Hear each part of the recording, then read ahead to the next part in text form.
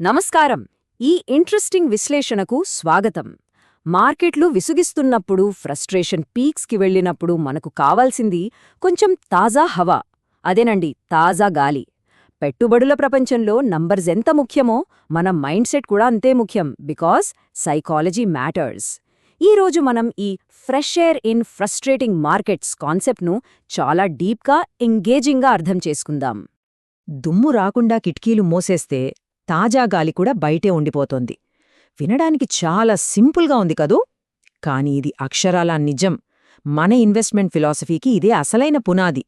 కష్టాలను, అసౌకర్యాలను ఫేస్ చేయడం ఇష్టం లేక మనం పూర్తిగా తలుపులు, కిటికీలు మూసేసుకుంటే అద్భుతమైన అవకాశాలు కూడా వదిలేసుకున్నట్లే. పెయిన్ లేకుండా గెయిన్ ఉండదు కదా? మనం మొదటి భాగం కిటికీ మరియు ఆ దుమ్ము. అసలు ఈ లాజిక్ ఎలా వర్కౌట్ అవుతుందో ఒకసారి చూద్దాం. ఒక్కసారి మన రియల్ లైఫ్ రిలేషన్స్ గురించి ఆలోచిద్దాం. జీవితంలో కేవలం మంచివాళ్లే ఎదురుపడాలి, ఎవరితోనూ చిన్న గొడవ కూడా రాకూడదు అని మనం ఫిక్స్ అయిపోతే ఫైనల్గా మనకి ఒక్క బెస్ట్ ఫ్రెండ్ కూడా మిగలడు, అవునా? నిజమైన స్ట్రాంగ్ బంధాలు ఏర్పడాలంటే కష్టమైన మనస్తత్వాలను కూడా డీల్ చేయాలి. ఇన్వెస్టింగ్ కూడా ఎగ్జాక్ట్గా ఇంతేనండి. వెల్త్ క్రియేట్ చేసే అద్భుతమైన ఆస్తులు కావాలంటే ఈ విసిగించే మార్కెట్ కండిషన్స్ని మనం భరించక తప్పదు. ఇక రెండవ భాగం, మార్కెట్లో నిరాశలు. ఈ ఎగ్జాంపుల్ ఫైనాన్షియల్ ప్రపంచంలోకి ఎలా కనెక్ట్ అవుతుందో చూస్తే మీకే ఆశ్చర్యం వేస్తుంది. మార్కెట్ ఎప్పుడూ ఒకేలా లాభాలు పంచుకుంటూ పైకి వెళ్లదు కదా. కొన్నిసార్లు ఏమవుతుందంటే మార్కెట్ పైకి వెళ్లదు, అలాగని కిందికి పడిపోదు.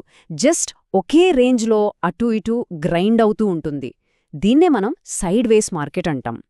ఈ ఫేజ్లో ఎవ్వరికైనా సరే విపరీతమైన ఫ్రస్ట్రేషన్ వచ్చేస్తుంది. అసలు ఏమీ అర్థం కాదు.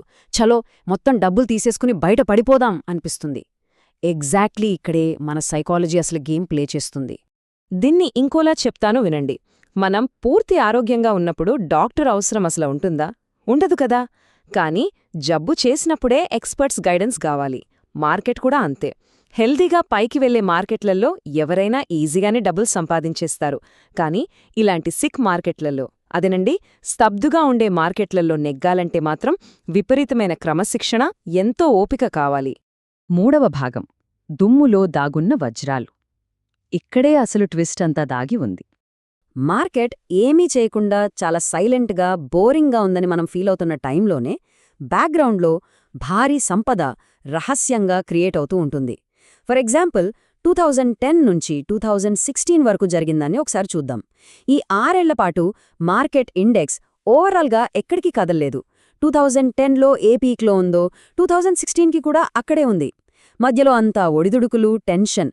పైపైన చూసే ఎవరికైనా సరే ఈ 6 ఏళ్లు కంప్లీట్ టైం వేస్ట్ వ్యవహారం అనిపిస్తుంది కదా. కానీ ఆ టైంలో డేటాని ఒక్కసారి క్లోజ్గా అబ్జర్వ్ చేయండి. మార్కెట్ ఇండెక్స్ పూర్తిగా ఫ్లాట్గా పడుకున్న ఆ దుమ్ములాంటి సమయంలోనే కొన్ని బ్లూచిప్ అసెట్స్ ఎలాంటి మ్యాజిక్ చేశాయో చూడండి. బ్రిటానియా షేర్ 200 రూపాయల నుంచి ఏకంగా 1100 రూపాయలకు దూసుకెళ్లి 5.5 రెట్ల ప్రాఫిట్ ఇచ్చింది. అలాగే హిందుస్థాన్ యూనిలీవర్ కూడా 3 రెట్లకు పైగా పెరిగింది. చూసారా, బయట మార్కెట్ సైలెంట్గా ఉన్నా ఈ హిడెన్ డైమండ్స్ మాత్రం లోపల తమ పని తాము చాలా కరెక్ట్గా చేసుకుపోయాయి. ఇక్కడ లిటరలీ మైండ్ బ్లోయింగ్ ఫ్యాక్ట్ ఏంటంటే మార్కెట్లోని దాదాపు 40% అతిపెద్ద అవకాశాలు ఇలాంటి సైలెంట్ అండ్ ఫ్రస్ట్రేటింగ్ ఫేజ్లలోనే పుడతాయి. చాలామంది భయపడి కిటికీలు మూసుకుని పారిపోయినప్పుడే ధైర్యంగా, ఓపికగా నిలబడ్డ వాళ్లకు ఈ భారీ అవకాశాలు దక్కుతాయి. సరే, మరి దీన్ని ఎలా డీల్ చేయాలి? అదే మన 4వ భాగం, ఒక మెంటల్ స్క్రీన్ను ఏర్పాటు చేయడం. ఇందాక మనం మాట్లాడుకున్న కిటికీ ఎగ్జాంపుల్కి మళ్ళీ వద్దాం. విపరీతమైన గాలివాన వచ్చినప్పుడు కిటికీ మొత్తం మూసేయకూడదు, అలాగనే బార్లా తెరిచి ఉంచితే ఇల్లంతా దుమ్ముతో నిండిపోతుంది. సో సొల్యూషన్ ఏంటి? ఒక జాలి, అంటే ఒక స్క్రీన్ ఏర్పాటు చేయడం. ఇన్వెస్టింగ్ సైకాలజీలో కూడా ఈ మెంటల్ స్క్రీన్ అనేది మనం సెట్ చేసుకునే కఠినమైన క్రమశిక్షణ. అనవసరమైన మార్కెట్ నాయిస్ను ఆపుతూనే మంచి అవకాశాలను లోపలికి రానిచ్చే బ్యూటిఫుల్ ఫిల్టర్ అన్నమాట ఇది. మరి ఈ మెంటల్ స్క్రీన్ని ప్రాక్టికల్గా ఎలా వాడాలో చూద్దామా? ఇక్కడ 3 సింపుల్ స్టెప్స్ ఉన్నాయి. ఫస్ట్, ఊరికే ఎగ్జైట్ అయిపోయి ఓవర్ ట్రేడింగ్ చెయ్యకుండా కంట్రోల్లో ఉండటం. సెకండ్ పాయింట్, మార్కెట్ మొమెంటం సరిగ్గా లేనప్పుడు తక్కువ క్యాపిటల్తో రిస్క్ మేనేజ్ చేసుకోవడం. ఇక third and most important, strict timelines follow అవుతూ డిసిప్లిన్తో వెయిట్ చేయడం. ఈ స్టెప్స్ ఫాలో అయితే మార్కెట్లో వచ్చే ఆ చెత్త దుమ్మును మనం ఈజీగా ఫిల్టర్ చేసేయొచ్చు. ఫైనల్ సెక్షన్ 5వ భాగం తాజా గాలిని ఆహ్వానించడం. ఇక్కడే మనం ఇవన్నీ కలిపి ఒక పర్ఫెక్ట్ రిస్క్ అప్రోచ్ని ఎలా డెవలప్ చేయాలో చూస్తాం. ఈ మొత్తం విశ్లేషణలో మనం ఎప్పటికీ గుర్తుపెట్టుకోవాల్సిన మెయిన్ టేకవేస్ ఇవే. సైడ్వేస్ మార్కెట్లు చూసి మనం భయపడి పారిపోకూడదు, ఎందుకంటే అవి మనల్ని ఫైనాన్షియల్గా స్ట్రాంగ్గా మార్చే అద్భుతమైన క్లాస్ రూమ్స్. ఏదైనా వాల్యుబుల్ అసెట్ దొరకాలంటే ఆ కాస్త డిస్కంఫర్ట్ ఫేస్ చేయక తప్పదు కదా. భయపడి కిటికీని కంప్లీట్గా మూసేస్తే ఆ తాజీ హవా లాంటి అద్భుతమైన అవకాశాలను, ఆ దాగున్న వజ్రాలను మనమెప్పటికీ మిస్ అవుతాం.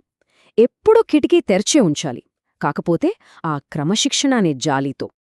సో ఫైనల్గా ఒక్కటే పాయింట్, ఆ కిటికీని తెరిచి ఉంచడానికి చాలా ధైర్యం, సైకలాజికల్ బ్యాలెన్స్ కావాలి.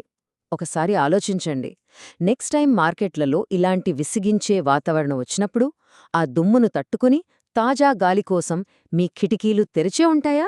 ఖచ్చితంగా ఉంటాయని ఆశిస్తున్నాను. ఈ సైకలాజీ కాన్సెప్ట్ మీకు క్లియర్గా అర్థమైందనుకుంటా. ఇలాంటి మరో ఇంట్రెస్టింగ్ విశ్లేషణతో మళ్ళీ కలుద్దాం. అప్పటి వరకు నేర్చుకుంటూనే ఉందాం.